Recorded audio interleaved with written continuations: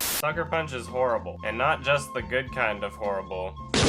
Upon watching the trailer, it seems like the type of film that would work if it didn't take itself too seriously. Maybe it'll just be a cool action movie with hot chicks. Maybe it could have been. But they throw in all this, oh, this isn't really happening bullshit. It takes up way more time than the action scenes that this movie used to market itself with, and it's 2 levels deep. The script is begging to be called an intelligent movie, but it just doesn't know how. And I kinda like Zack Snyder's directing style. Whenever he's working with someone else's ideas, he seems to do a pretty good job. But with this film, he decided he wanted to tell an original story. That didn't really work out. Here's why.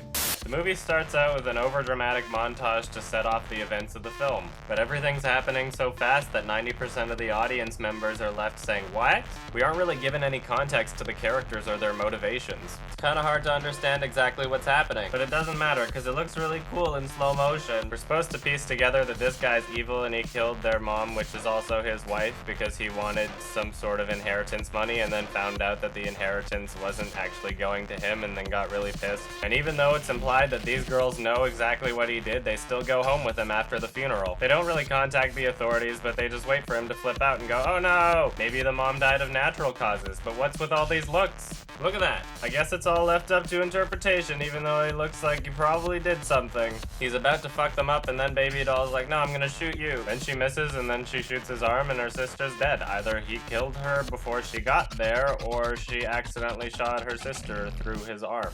Either way, the blame's on her now. Off to the loony bin with you. They're clearly running an illegitimate business, because this guy just straight up says, yeah, I'll just forge her signature for a lobotomy in 5 days. They show brief shots of these useless items that they'll put on a pedestal and pretend are important later in the movie. See, it's smart, it's reincorporation, okay? And then within a minute, they just skip straight to her lobotomy. And then the real story begins. They decided it wasn't really important to tell the story of her struggles in the mental institution. Now let's just make this whole movie about things that don't even happen. Yay, we're off to her imagination, and we won't even cut back to the mental institution until the very end of the movie. Basically, the story's irrelevant. Anything that happens from now on doesn't even matter. So now she's basically in a burlesque house. They just changed the setting for no reason. She creates this world in her head to try and cope with the fact that she's captive in a mental institution. So now she imagines she's captive in a whorehouse. And for all you know, as an audience member, this could be the real world until the end of the movie happens, and then you realize that nothing makes sense. One of the other girls gives her a tour of the place, and the main character doesn't say a fucking word. She shows her the room where they practice the dancing, and the levels are set so poorly it seems like they're the only people in the room talking. I feel sorry for her. Amber, you feel sorry for everyone. Do you remember when you first got here? Nobody felt sorry for you. They're basically whispering and I can hear their echoes. Maybe everybody else just doesn't have anything important to say. Then they start a really long musical number. And what musical number in this movie would be complete without another fucking montage? Remember, I'm here and I'm really sad. And then the next scene starts and then another song starts and then they're like, you remember how sad I am?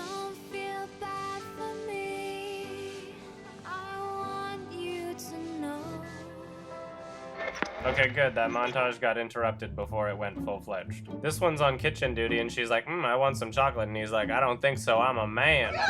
And then Baby Doll comes in and is like, no, you. Let her go, pig. She can talk now. It's 25 minutes through the movie, and the main character finally decides to start speaking. You okay? It's Baby Doll's turn to start dancing and everybody's gonna watch. So they put on some Bjork. Wait, what year is it again? I mean, like in the real world. Maybe she composed the song in her mind before Bjork actually wrote it. It's implied that she starts dancing and what do you know? She goes into an imaginary world within her imaginary world. She's going to an imaginary place because she can't cope with the imaginary place that she invented because she couldn't cope with the real world. This movie's so smart. With the first 2 worlds, whether that be the insane asylums / brothel, that transition, and that's pretty straightforward. That one had to, like, the architecture and everything had to sort of, the 2 worlds had to speak to each other, and sort of had to carry across all the sort of metaphors of sort of loss of innocence and virginity and all the craziness. And then the fantasy worlds, those happened. I knew it wouldn't be that difficult to create separation in those worlds because they were so different, they were so crazy, giant samurai or, German soldiers or whatever. They're easy to, like, They have nothing to do with this small claustrophobic world that the girls were stuck in. You will need 5 items for this journey. The first is a map, then fire, a knife, and a key. You said 5 things. The 5th thing is a mystery.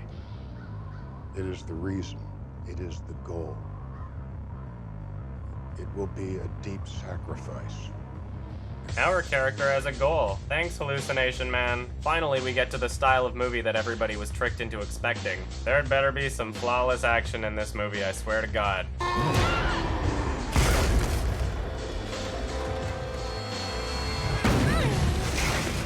I'm sorry, what the fuck? As if the fact that this is an imagination within an imagination doesn't make this any less meaningful. All hopes of any tension within the fight scene are now destroyed within the first blow. Great, she can't die. So why am I even watching? None of this matters. If she can't get damaged, why is she even dodging? Just block the fucking blade with your neck.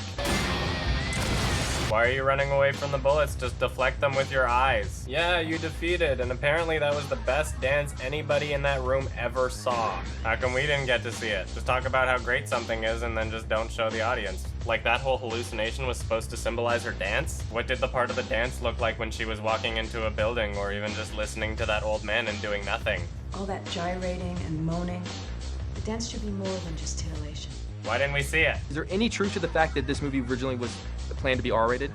Oh yeah, when I wrote it, it was an R-rated movie, but because I felt like in this movie, because it's inherently sexual and inherently violent, I felt like letting a lot of that happen in a more stylized way would just make the movie easier to watch. I mean, it's hard anyway. I just felt like if it was rated R and knowing my sort of the way I am. What was one thing that you left out, and because of the rating that I you think were it's set? just like tonal. She decides to trust her hallucination within a hallucination, but first she needs a bunch of bullshit. They decide that the other girls will get an item each time Baby Doll dances, considering she's the only one that knows how to Dougie. Everyone's distracted by this dance that we'll never see, cause it's back to double hallucination land. Yeah, more gray filter. You're really making these worlds look different. Their objective in this world is to kill some Nazis to get a map. But like how they're getting a map in the first hallucination? Yeah, this setting totally has significance, it isn't just bullshit. And then this guy tells them, no, these aren't just real Nazis, these are Nazi zombies. If you don't stand for something, you'll fall for anything. Oh, such words of wisdom, where have I heard that before? You don't stand for something, you fall for anything. Harder than you think is a beautiful thing. She's totally writing hit lyrics and songs in her mind before they're even released. I know Public Enemy wasn't the first to use it, but my point is that that quote doesn't have anything to do with this movie. They just threw it in there. Yeah, this is inspirational. No time to think about that, though. We gotta fight some Hellgast. These Nazis have guns and they're just running up to them one by one without shooting. It's not like there would be any consequences if they got shot anyway. Time to get the map and kick some butt.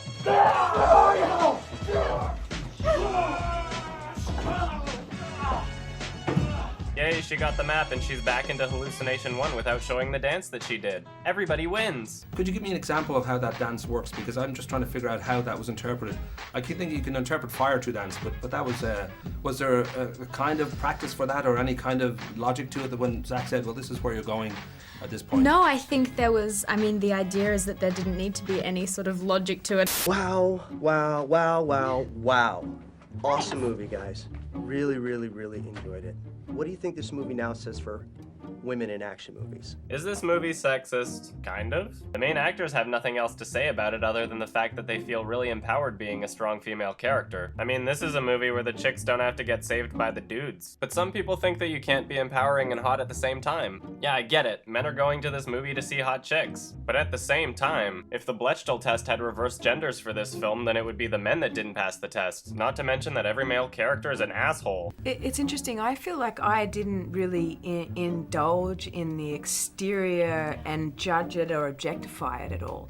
I felt like I was playing, the big sister of Rocket in an insane asylum in the 60s. I'm just trying to be fair here. I mean, if this movie's sexist, then 300's sexist against men. It doesn't matter what the characters are doing. It's wrong that these scantily clad bodies are pleasing to the eye. There's nothing that a woman can't do on film. I mean, there really isn't. And even off film, I want to say. Yeah, for sure. Oh shit, Sweet Pea failed and didn't put the map back properly. Tension! Now it's time to get the fire. The next scene starts and oh god, what did you do to this soundtrack? Buddy, you're a boy, make a big noise, playing in the street, gonna be a big man someday. You got mud on your face, your big disgrace. I think it's a fun album. You know, I have it in my car right now, and I'm driving around and listening to it, and it's really fun to listen to. I think it's very eclectic and really cool. Once again, Baby Doll distracts them by doing a sexy dance, and then we're transported to another vibrant world of gray filter. The thing about Zach is that he's got such an incredible imagination and like 6,000 different like vibrant worlds living inside of his mind. Drop into the courtyard and kill the creatures in your way. When the helicopter sets you down, you must run over to that cargo box and use the crowbars to pry it open, and then pull the lever, which will send that truck barreling towards that live ammo dump. That is so sick. Still no tension when they're invincible. Why are you even stopping to fight them? Just walk past them and let them stab you a couple times. It won't really matter. To get the fire, they have to slit a baby dragon's throat. Uh-oh, that pissed off the mom. I knew they had to get fire as an element of their escape. And then we talked about it. I was like, wow, where do you get fire? You know, I guess we gotta fight a dragon. Yay, obvious CG with no real presence. They kill the dragon and blah blah blah blah blah blah blah blah. The evil men show up and he's like, I'm on to you. And he threatens them. Even though they might get fucked over, they decide to go with the plan anyway. After all, they only need 2 more things, and one other unknown thing. They lock the chef in his kitchen and he's so horny and stupid that he allows himself to get distracted. Time for me to dance into my magical world. Hey, this world's slightly yellow, but it's still got that ugly filter. This is what's on our dance card for the night. The bomb, codename kitchen knife. Really? You couldn't think of any way to fit in a knife into this futuristic scenario? They're disarming a bomb called kitchen knife. It could have just as easily been a bomb called fire or map. I went in and I was reading the script. I was at about page 10 and I thought, oh my gosh, I can't believe this is real. I can't believe I'm really reading this. I felt like I conjured parts of it up. To me, this is a film that was written by a very horny 12-year-old boy. It has all the fantasy stuff. When you were choosing the arena where they were going to fight, you know, how did you come up with these different, you know, these different little stories? I'm a huge fan of sort of samurai and anime-ish fight scenes. That's where the samurai sequence came from. And I really wanted to go to the future because I felt like that would be cool, and that's where the robots came from. Now they're fighting a bunch of robots, and even the room they're in is CG, and it feels like we're in a video game. It's like a video game, right? That's a negative connotation. Now I feel like if you can really do it, you know, if it's also like a video game. The funny thing is, I was talking to someone like there was this, this woman from Vogue magazine saying like, it reminded me of a video game, and I'm like, have you ever played a video game? No. Well, it's kind of a weird thing to say that, because if you actually go play some games and then watch the movie, you'll see that it's sort of transcendent in a lot of ways. I mean, yes, it owes some language to the video game world, but it's also aspirational to the video game.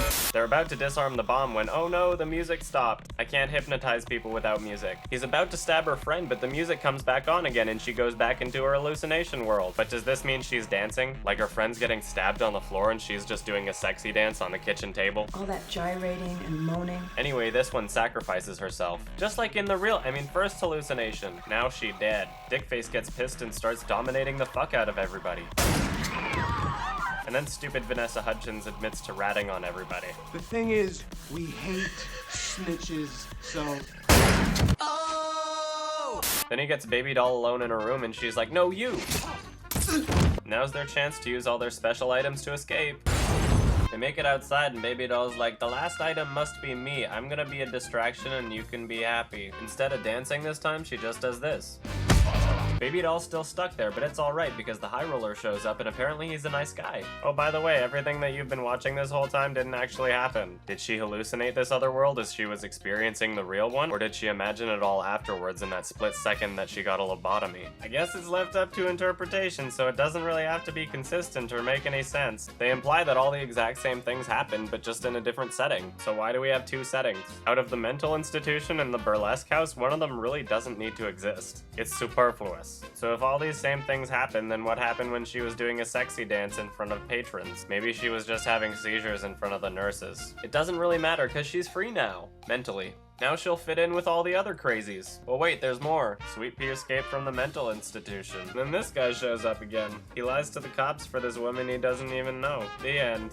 So this is what happens when Zack Snyder tries to direct an original concept. People think that they're coming for one movie and they get a completely different experience, that's a sucker punch. People are just gonna be constantly taking hits to the face. Don't get me wrong, I don't think you were lazy about it. You had everybody working at the top of their game. It's how I can deadlift, 235 pounds. It's not muscle, it's will. It was just in the wrong direction. I know you put a lot of effort into it, but I think you should stick with other people's scripts. Certainly critically, it got the sort of kicking that normally is reserved for M. Night Shyamalan movies. That Yeah. sort of reaction that a lot of critics, and it wouldn't be aimed for them, of course, there's a different kind of market, but was that something that caught you by surprise, that you were, or did you expect in a way that...